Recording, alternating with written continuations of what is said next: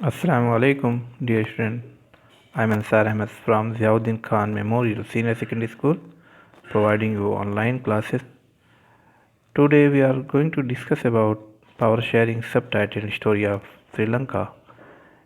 इससे पहले मैंने आपको बेल्जियम के पॉपुलेशन का डिस्ट्रीब्यूशन बताया था कि बेल्जियम का जो पॉपुलेशन है कितने कितने परसेंट में बटा हुआ था। जैसे डच और फ्रेंच का जो परसेंटेज था वो कितना था, उसमें मेजॉरिटी पॉपुलेशन किसकी थी। आज हम श्रीलंका के बारे में बताएंगे आपको। श्रीलंका की जो पॉपुलेशन डिस्ट्रीब्यूशन थी आप मैप में देख रहे हैं, जो हम आपको अलग अलग कलर वाइज बताएंगे।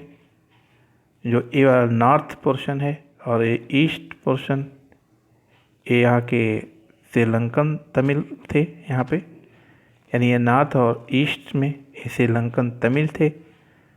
और जो डार्क कलर में है, आप डार्क कलर की जो पॉपुलेशन देख रहे हैं, ये डार्क और ये वाला पोर्शन जो डार्क है ये इंडियन तमिल थे।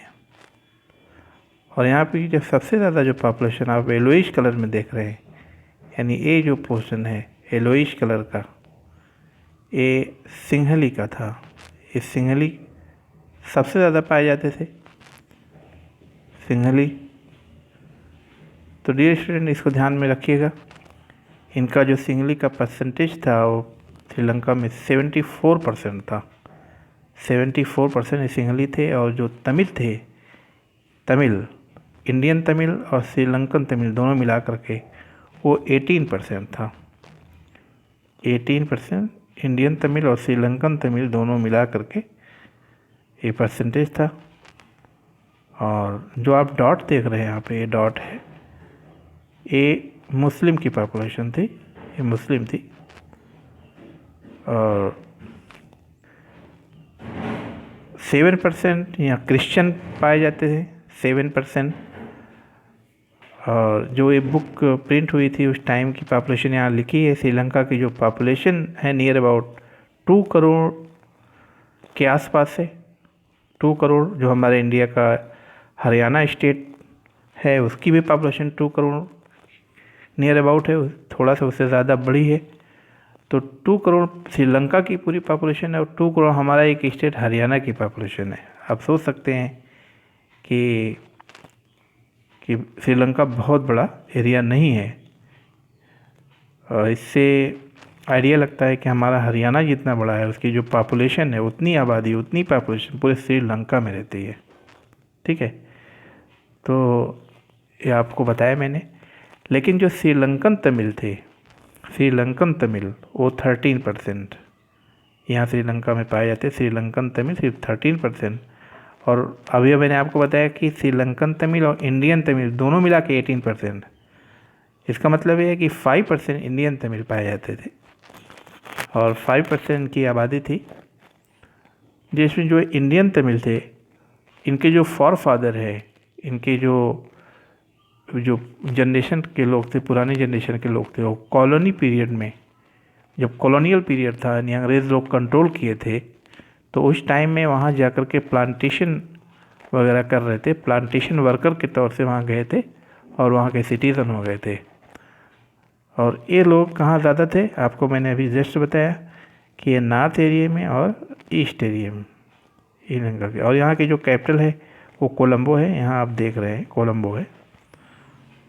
तो ये सब माइंड में रखिए।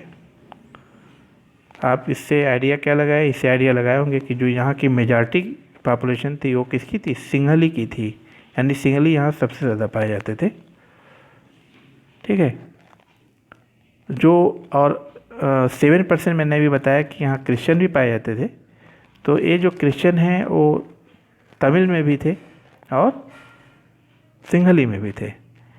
और जो सिंहली लोग की लैंग्वेज थी, जो सिंहली लैंग्वेज तो सिंहला बोलते थे, वो सिंहला स्पीकिंग करते थे।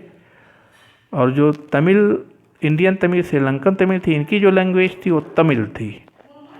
ठीक है, तो ये आप ध्यान रखिए। इनका जो रिलीजन था, सिंहली का जो रिलीजन था वो बौद्धिस्ट था, ये बौद्धिज़्म को फॉलो करते थे। तो आप देखेंगे कि जो मेजॉरिटी सिंहली और माइनॉरिटी तमिल, दोनों के बीच में कॉन्फ्लिक्ट होता है, आपस में झगड़े होते हैं, आपस में वार होता है, स्ट्रगल होता है, आपस में काफ़ी मनमुटाव होता है, काफ़ी टेंशन पैदा होता है। लेकिन ऐसे टाइम में जब दो कम्युनिटी के बीच कॉन्फ्लिक्ट हो, वहाँ की गवर्नमेंट किस टाइप की होनी चाहिए, आप समझ सकते हैं कि जो बैलेंस बना के रखे। लेकिन यहाँ पर मेजॉरिटी के बेस पे गवर्नमेंट बनती है और यही मेजॉरिटी बाद में पूरे श्रीलंका के लिए एक कह सकते हैं कि बहुत बड़ा ख़तरा बनता है। जो डेवलपमेंट है वो हो नहीं पाता है ना। तो 2009 में जा कर के ये प्रॉब्लम सॉल्व होती है। जो तमिलों की प्रॉब्लम थी, जो उनके राइट्स की प्रॉब्लम थी, वो सॉल्व होती है। वो कैसे सॉल्व होती है मैं आपको स्टेप बाय स्टेप बताऊंगा।